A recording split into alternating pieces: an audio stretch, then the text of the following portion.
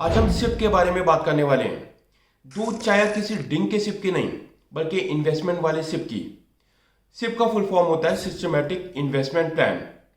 SIP में क्यों invest करना चाहिए और इसके क्या क्या फायदे हो सकते हैं इन्वेस्टर्स के लिए। इसके अलावा पावर ऑफ कंपाउंडिंग क्या होता है और रुपी कॉस्ट एवरेजिंग किसे कहते हैं, इन सब चीज़ों के बारे में हम इस वीडियो में बात करने वाले हैं।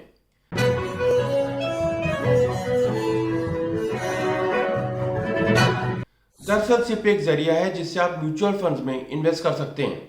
ये एक इजी, फ्लेक्सिबल और स्मार्ट वे होता है जिससे आप अपनी सेविंग्स को इन्वेस्टमेंट में बदल सकते हैं। सिप के जरिए आप म्यूचुअल फंड्स में रेगुलरली इन्वेस्ट कर सकते हैं।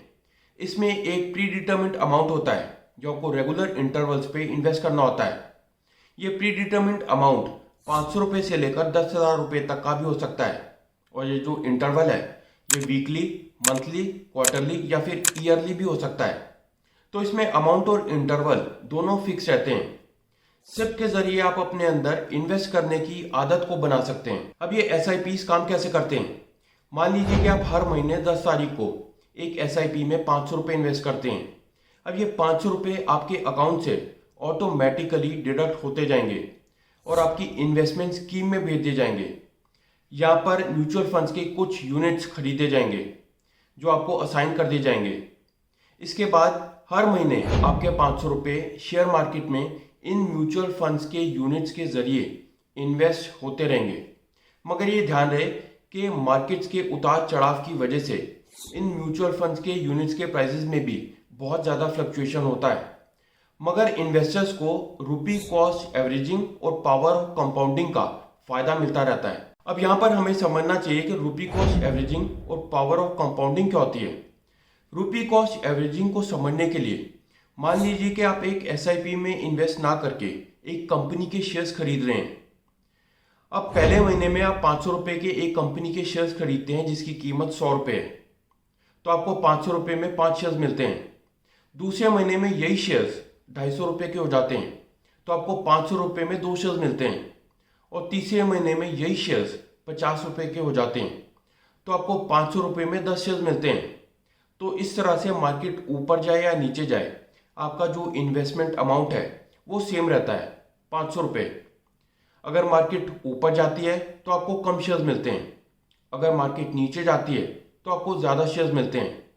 तो इस तरह से आपकी जो एवरेज परचेजिंग अमाउंट है वो बैलेंस होती रहती है।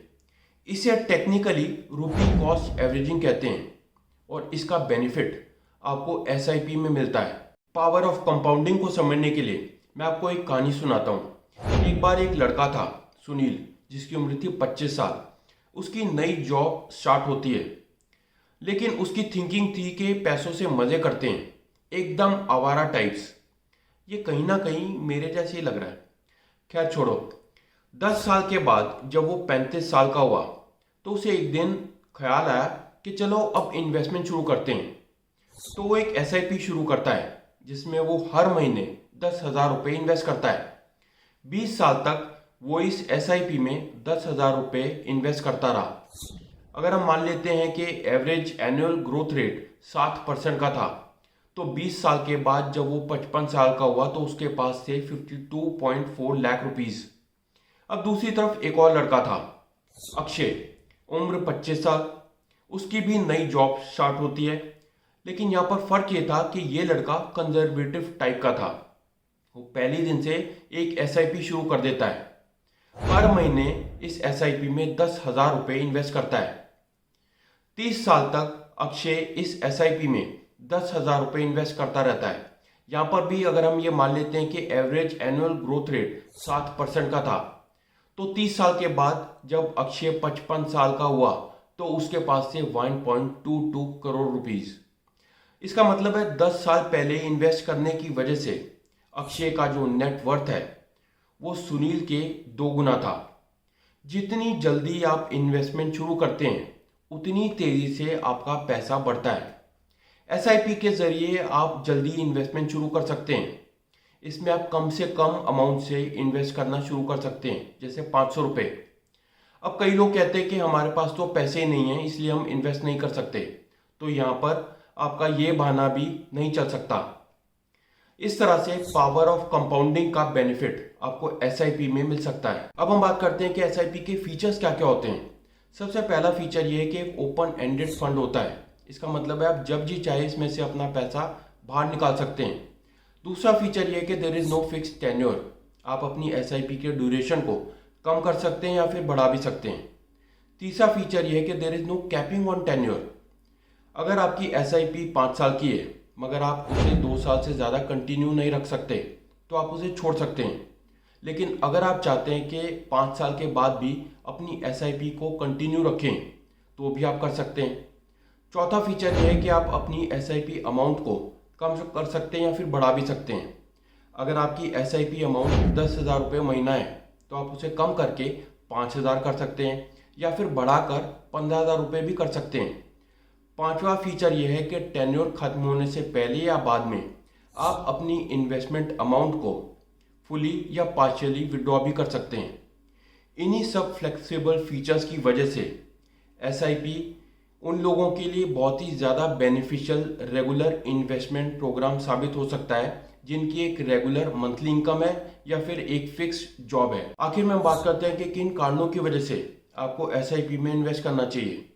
सबसे पहला कारण यह है कि एसआईपी मार्केट की वोलेटिलिटी को अच्छी तरह से मैनेज करने में आपकी मदद करती है। दूसरा कारण यह है कि एसआईपी फाइनेंशियल डिसीजंस को एक डिसिप्लिन्ड वे में मैनेज करने में आपकी मदद करती है।